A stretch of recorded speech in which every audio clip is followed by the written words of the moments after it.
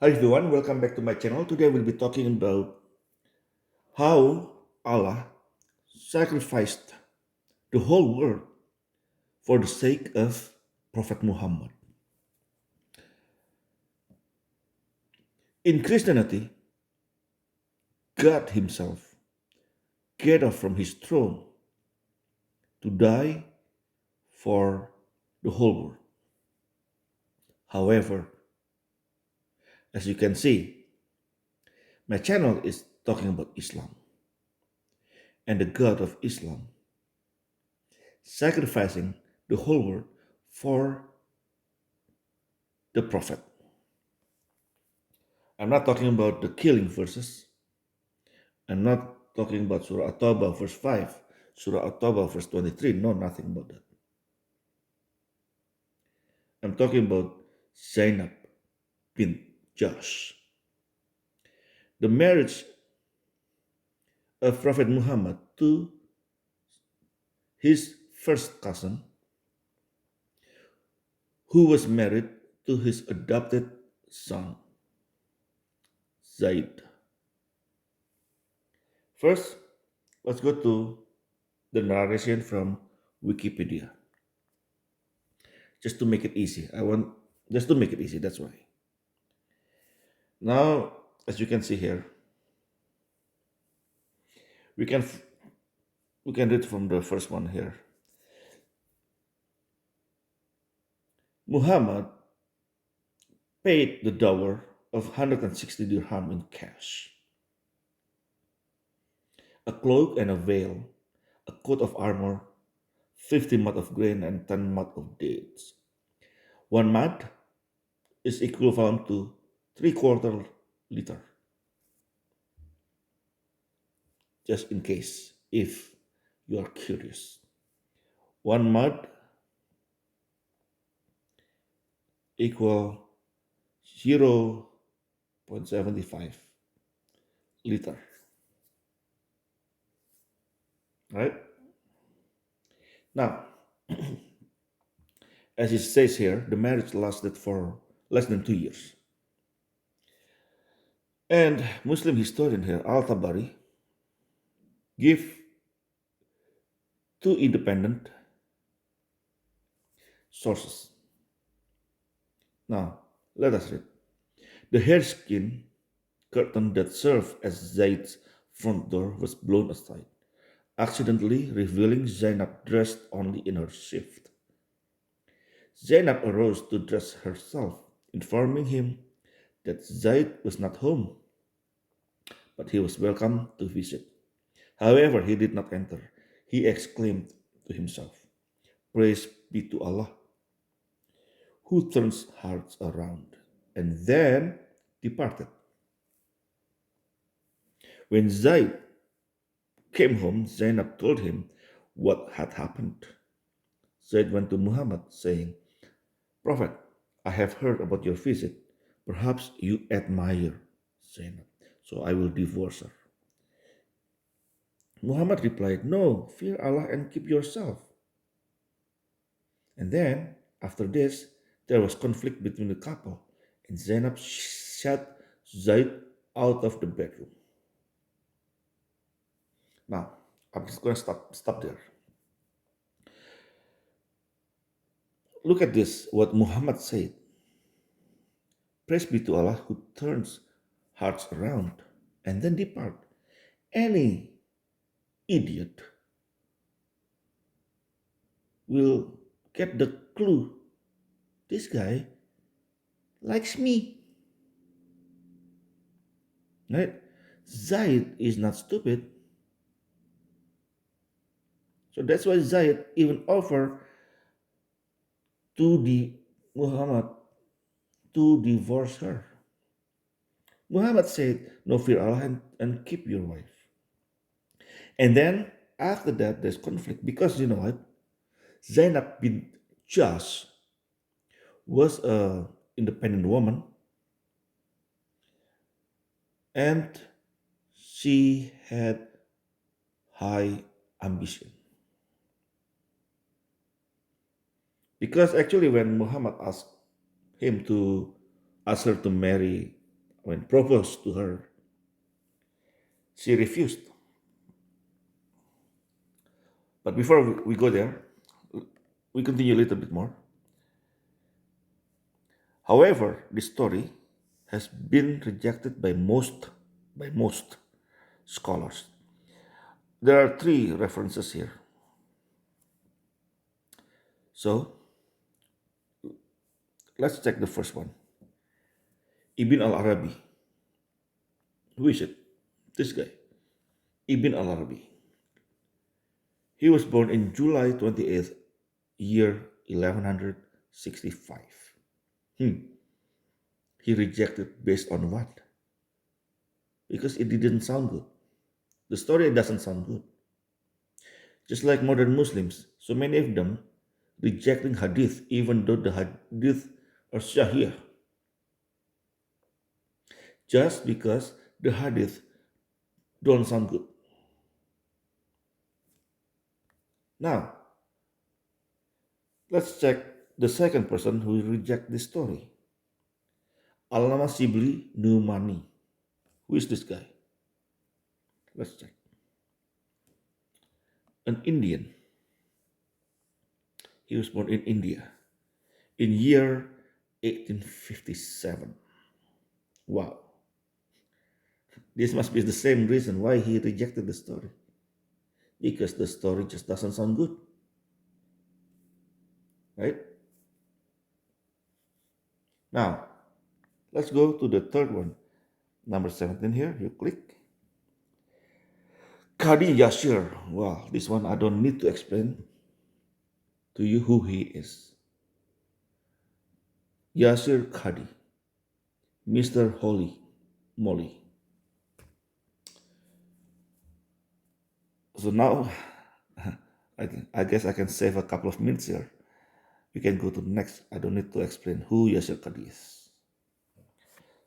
So as you can see, those people who reject the story are not even, they don't, they're not one of those people who live near or during the time of Muhammad or just 100 or 200 years after the death of Muhammad, nothing like that. They're from like 400 years, almost 500 years later. And Yasir Qadi is still alive today. Right? That's why we can dismiss their rejection. We can safely dismiss their rejection. Now, I will take you to the Surah Al-Azab, verse 36. It is not for a believing man or a believing woman when Allah and His Messenger have decided a matter that they should have any choice about their affair. And whoever disobeys Allah and His Messenger has certainly strayed into clear error. So, Zainab bin Jash and her brother Abdullah bin Ibn Jash thought the proposal was for Zainab, as we can check from Tafsir Al-Jalalain. This Tafsir Al-Jalalain on Surah 33, verse 36. We can start from here. This verse was revealed regarding Abdullah bin Jash and his sister Zainab, whose hand the Prophet had asked for in marriage, but meaning on behalf of Zaid bin Haritha. They were loath to this proposal when they found out that it was on the latter's behalf, for they had thought that the Prophet wanted to marry her himself. Now, let me keep reading. But afterward they consented because of the following part of the verse, and whoever disobeys God and His Messenger has certainly strayed into manifest error. Thus the Prophet gave her in marriage marriage to Zaid. Then, on one occasion, he, the prophet, caught sight of her and felt love for her. Whereafter, when he realized that Zaid lost his affection for her, and so said to the prophet, I want to part with her. But the prophet said to him, retain your wife for yourself. Now, Jalalain did not tell the whole truth because actually he wanted to part with her. Zaid wanted to get divorced with her because to give her to the prophet because the prophet was attracted to her, right? He was attracted to her. That's why Zaid offered to give her and to divorce her, not the other way around. Not he lost affection and then want to part with her, and then the prophet fell in love with her. Nope, it's the other way around. So sometimes there are truth mixed with falsehood. We just have to careful here. Now that's verse 36. Let us go to the next verse, 37. Remember when you were saying to the one who was favored by Allah and favored by you, keep your wife to yourself and fear Allah. And you were consoling in your heart what Allah has was going to reveal. And you were fearing people, while Allah is more entitled to be feared by you.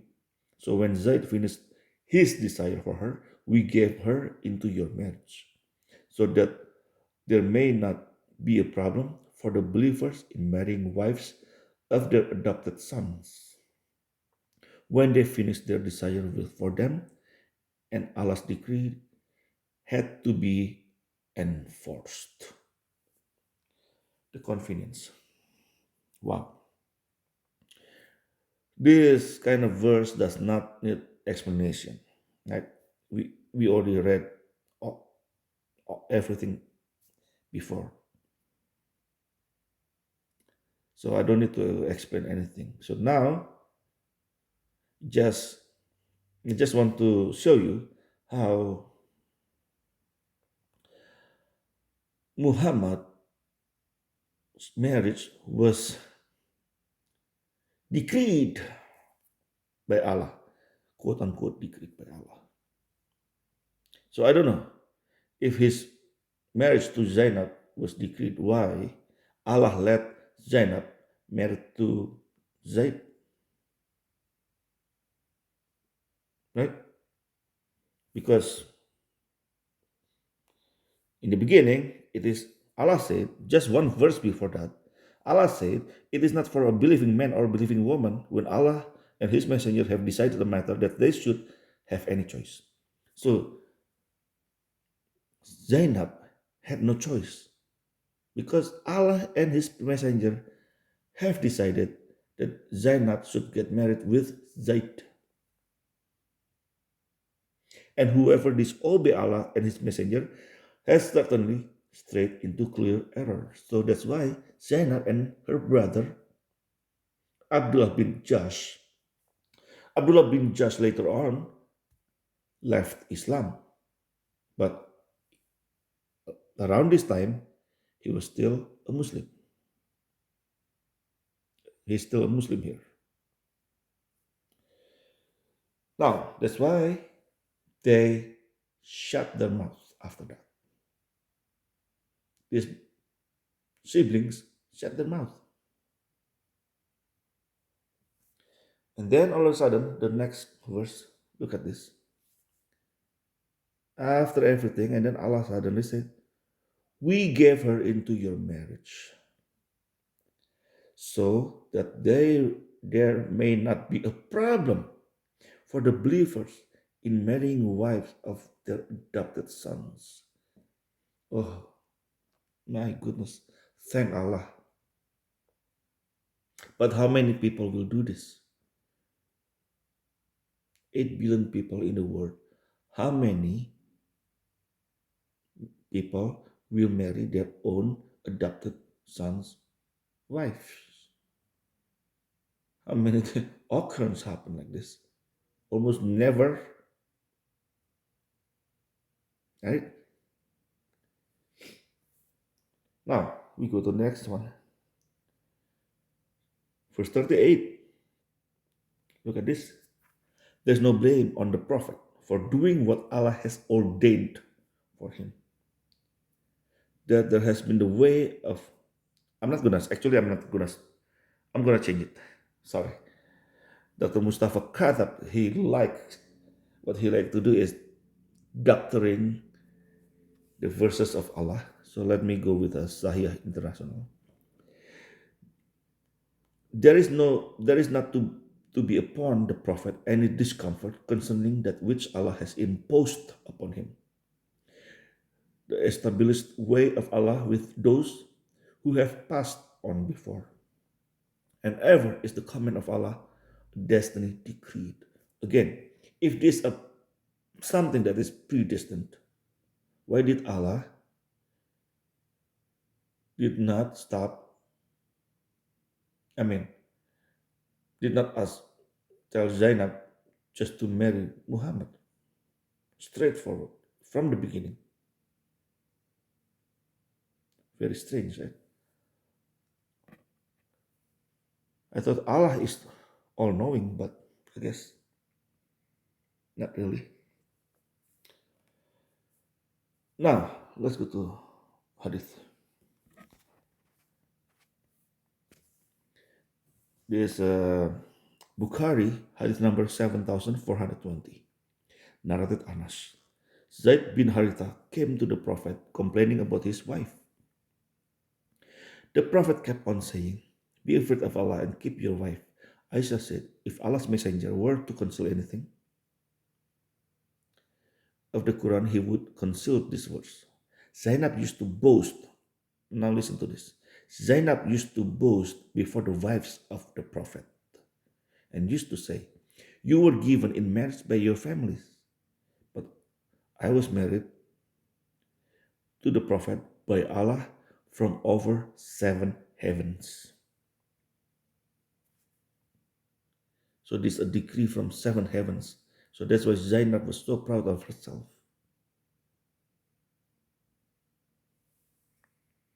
Right? Now, next one is from Sahih Muslim. Hadith number 1428c. Anas reported, "I did not see Allah's messenger giving a wedding feast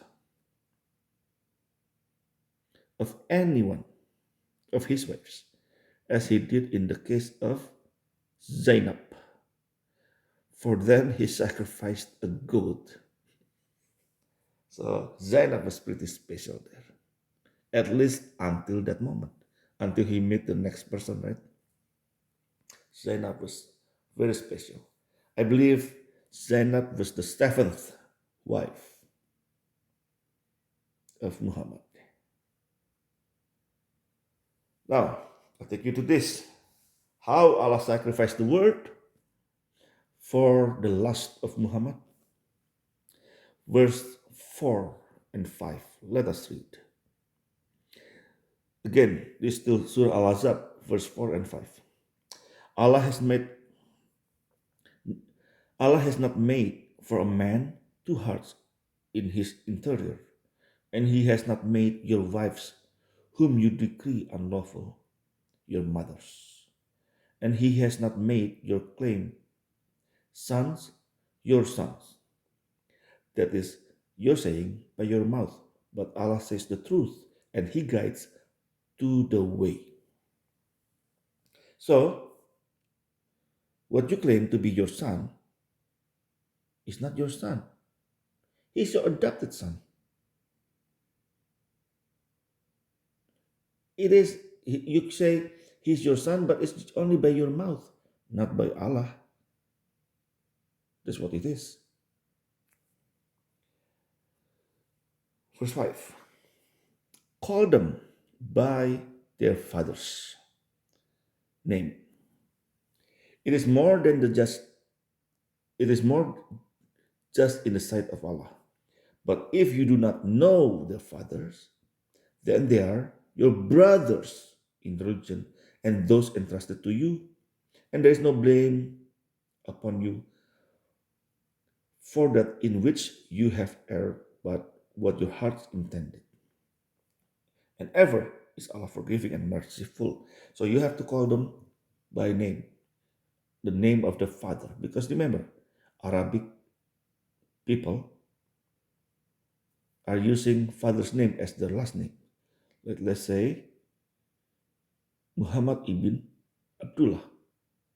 So Abdullah is the name of the father. So you have to call them by the father's name because you are not the father. You're not the real father. Your adopted son is not your true son. That's what it is. Now,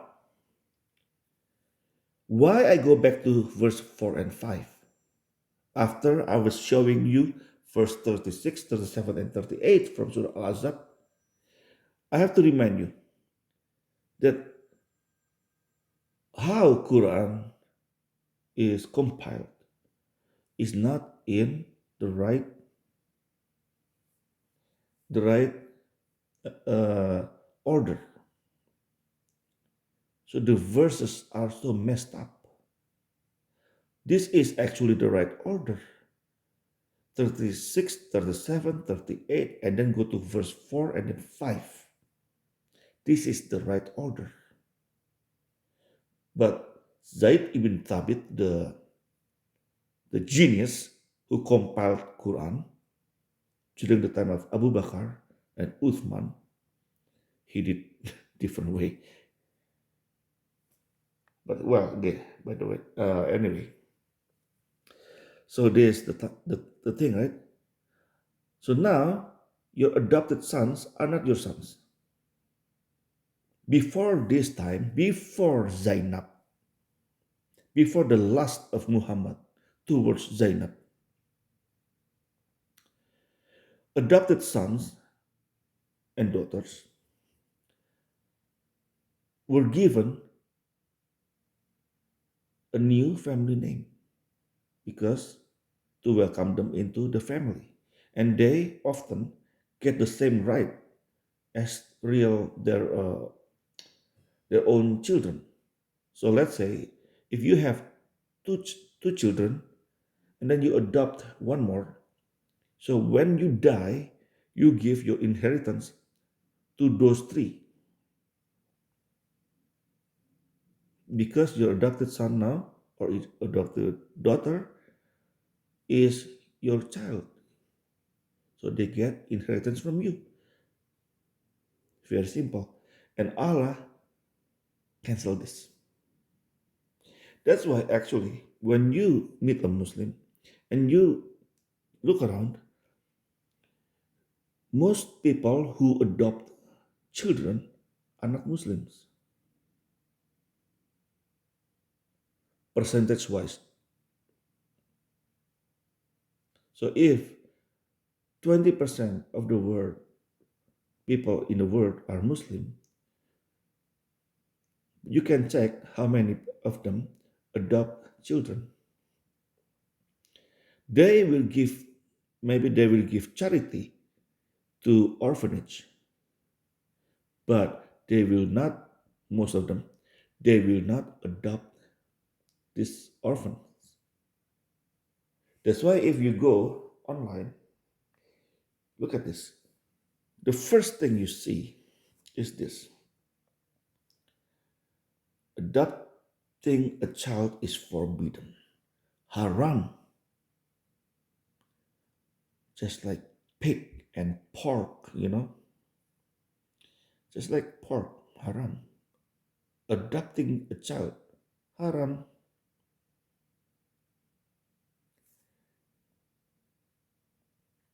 Taking care, look at this. Taking care of a child and assuming guardianship is not only permissible, but encourage. You can take care but you're not gonna take them as your own child. When you take care of them, actually, you cannot bring them. Let me show you. Next one here. So, Islamka, according to Islamka, there are two types of adoptions. One is the haram one, and one is halal. Haram adoption is,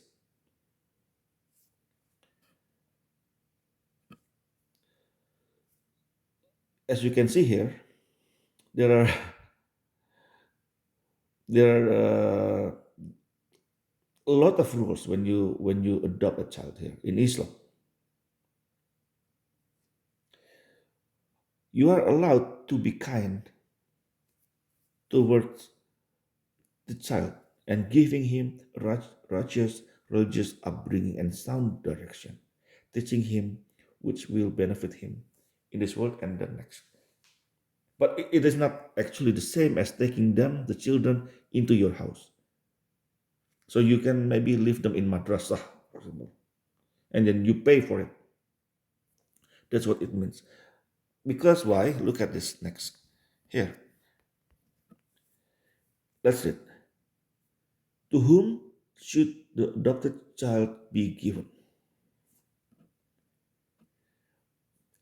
But it is not permitted to hand a child over except to one who is known to be trustworthy, okay, religiously committed, what, and of good character, sure, who will take care of the child's interest. Now you have to be careful here when they say child's interest. He should be a local resident. So it means if you live in Toronto, you can adopt a child only from Toronto, local resident. You cannot adopt a son or a daughter from Vancouver. Or, look at this next, so that he will not take the child away to a country where his presence may be a cost for his religious commitment being lost in the future. So, you cannot adopt a Muslim kid to and bring that Muslim kid to Canada.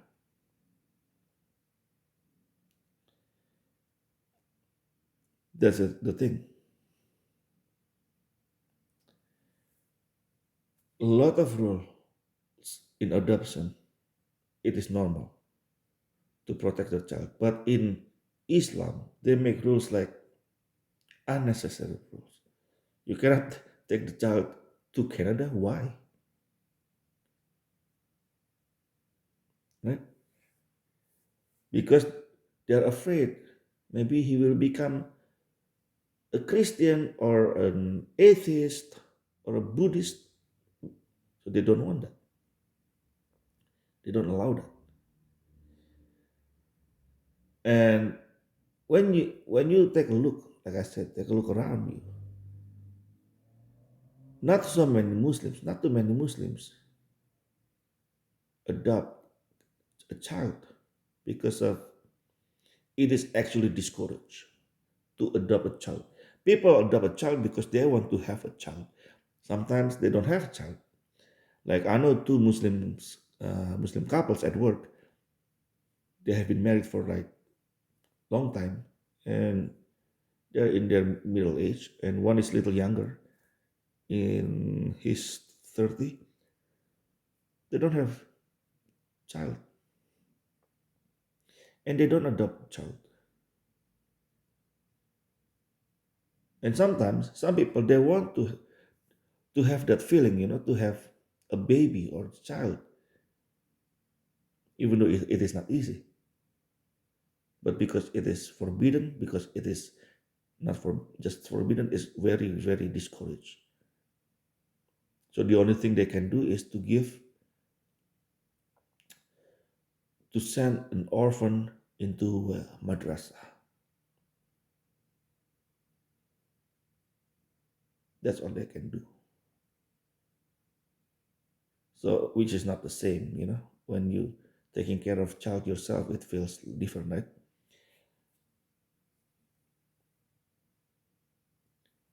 So again, this is how Allah sacrificed the world. Some parents they want a child, now they are discouraged. Many children they need parents, they need parenting. Now they have to stay in orphanage because of this, because of the lust of Muhammad.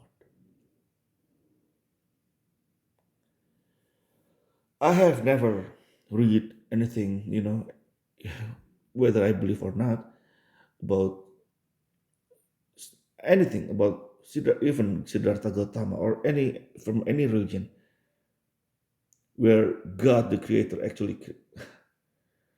actually sacrificed the whole world for the prophet, because it is the prophet should be sacrificing himself for the people,